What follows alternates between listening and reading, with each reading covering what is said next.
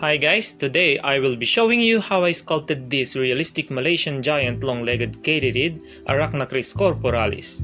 Kenji here, your sculptor, and welcome back to Life of Clay. But before we begin, please consider subscribing if you haven't subscribed yet and hit the notification bell icon right next to it so you will be updated whenever I upload a new video. And without further ado, come bring the clay on and let's sing with our Katydid.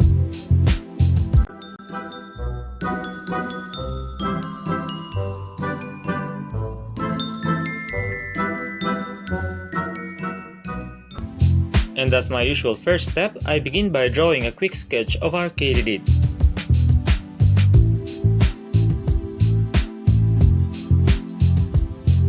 Then, in building its armature, I used this 3mm aluminum wire, applying epoxy on it and wrap the area with aluminum foil and bulk it up. Then secure it with cotton twine.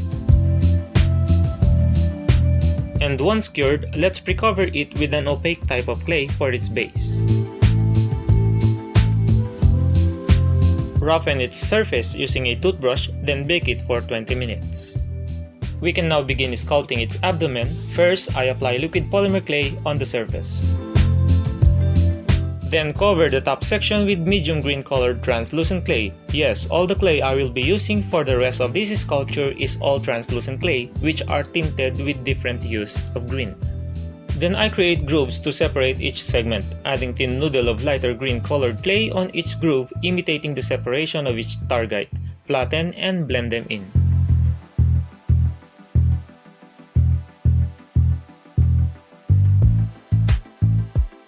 Then I just continue adding the rest of its abdominal details. Arachnacris corporalis is a species of carnivorous giant katydid native to Malaysia. It is ranked as the largest katydid on Earth, with an impressive body length of 6 inches and a wingspan of 10 inches, but despite their size, they are considered harmless to humans. And the male of this species have the largest testes of any known animal, with them making 14% of their overall body weight. This is equivalent to a 91 kg man having ones that weighed almost 31 kg. Quite heavy, aren't they? They are nocturnal and use their long antennae in detecting their prey and in look for a mate. Katydids are related to grasshoppers, so they look like similar, but Katydid has long antennae and leaf-like appearance, and these characteristics distinguish them from their grasshopper relatives. It primarily feeds on vegetation, yet occasionally consumes small insects as well. And most Katydid species can live only for a year or less. Adding poke holes on the posterior end for the cerci. And let's make the cerci and its ovipositor. Ovipositor is a female insect's specialized organ that they use for depositing their eggs. Then I brush their tips with brown soft pastel and add line details on the ovipositor, then cure them with heat gun. And I will bake the abdomen without the cerci and the ovipositor, so they won't hinder me for the next sculpting stages. And as you can see, I attaching them now just to use them to leave imprint of their sockets, and I will remove them before baking.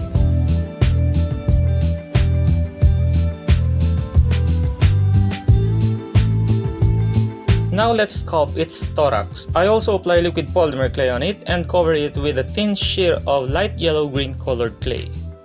Then I lay over a plastic film on it and add its details.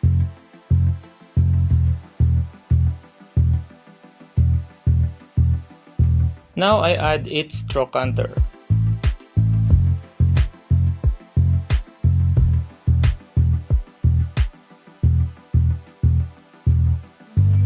And I add its spiracle or the breathing orifice of the insect. Then adding the sternum or the ventral plates.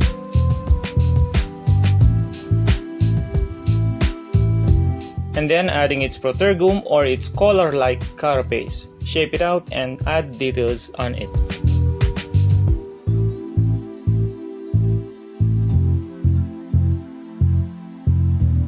Then add poke holes on its trochanters.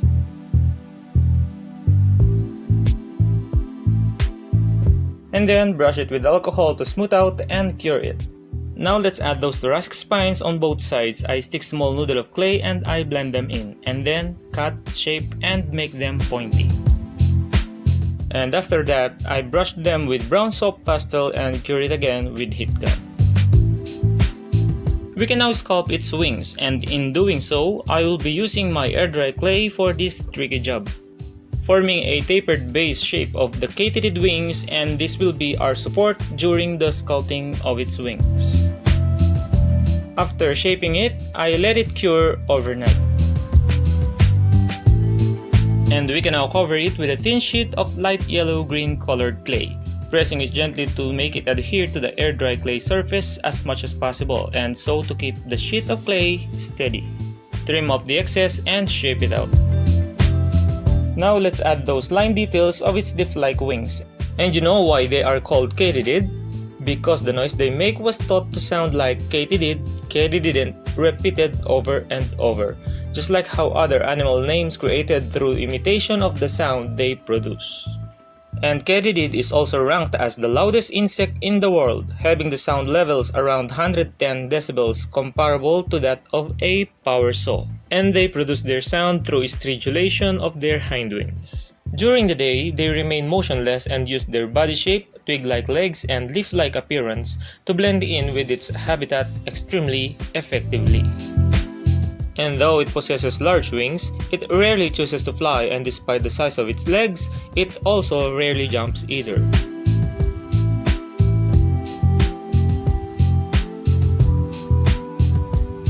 And I add very thin noodle of green colored clay to imitate those leaf veins, blending them in and add more veins texture.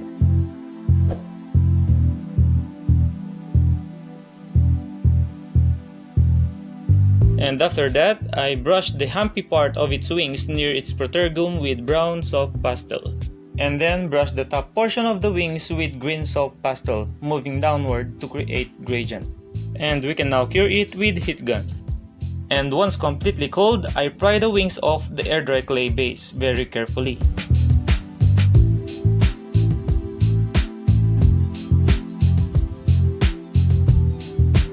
And I really like how it turned out.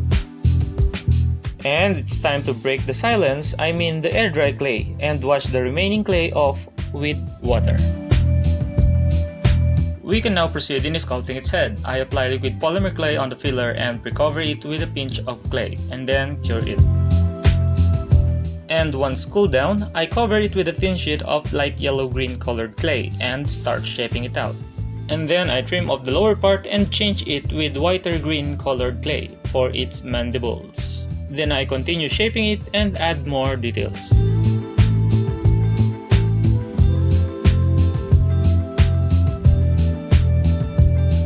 Then I add poke holes underneath its mandibles for its pedipalps to be added later. Then I prepare the sockets for his eyes. Then I make a shallow slit between the eye sockets and add its pre-baked mini horn. And then I add this base of its antennae and add poke holes on them. And finally, embedding these pre-baked polymer balls for her eyes. Then I brush it with alcohol to smooth out and brush the upper section of its head with green soft pastel.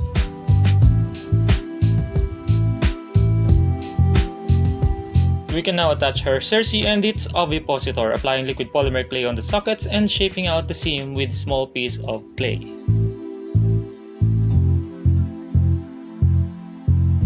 We can now place it in the oven for the final baking.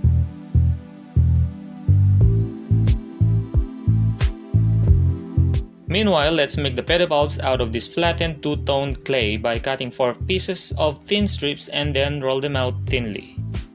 Transfer them over a tile, position them, and then cure them.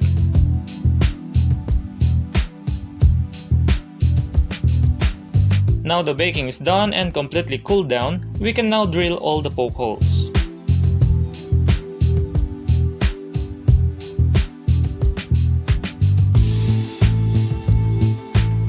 And we can now proceed in building its legs. I use these 1mm stainless steel wires which I wrap with yarn and saturated with resin to give them tooth for the clay to cling steadily. And we can now cover them with a very thin strips of clay, and sculpting these legs really is not easy, for I need to make them very slender using minimal amount of clay covering the wire but keeping the wire underneath concealed. Thankfully, I made this special tool in shaping them out.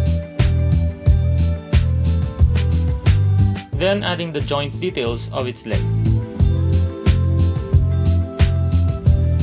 Then I add the tympanum or its ears in these front legs. Yes, you heard it right. Katydid ears are located on the upper portion of their tibiae, or if this case will apply to human, our ears will be located below our knees. Then sculpting its tarsus or its foot.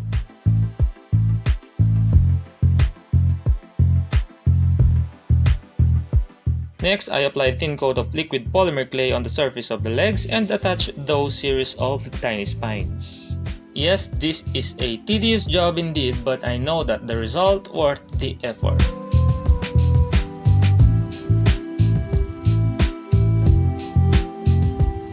And then adding its claw using brown colored clay. And yes, same procedure is applied to the other legs, and I just cured them with heat gun. And for the antennae, I just used plastic bristles of a broom that I tapered down. And then just painted them with a mix of green, titanium white, and raw sienna. And it's time to assemble it, and I will be using Cyanoglue in attaching the legs. I am very careful at this stage because the glue sets too fast, so I must be precise in attaching and positioning each leg.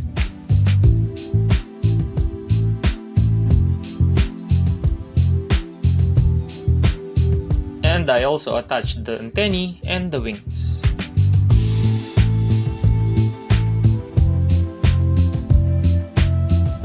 And after that, we can now proceed in painting it. I used thinned down sap green acrylic paint of folk art in adding more deep green on the upper portion of the wings and thorax. Then I used burnt amber, raw sienna, and little amount of titanium white for its brown parts.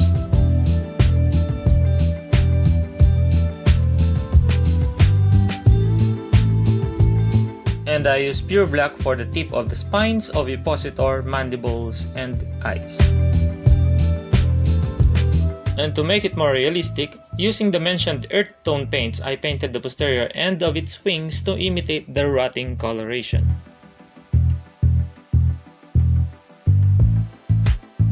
Then I attach its pedipalps.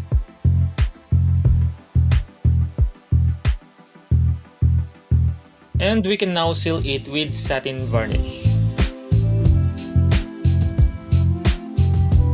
Then I apply resin on the eyes.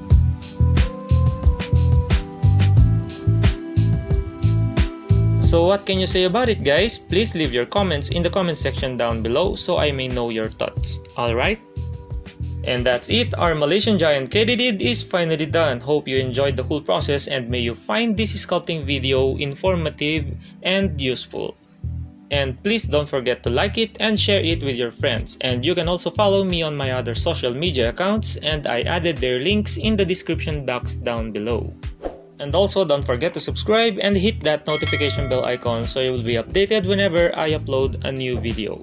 Thank you again for watching and have a great day, everyone.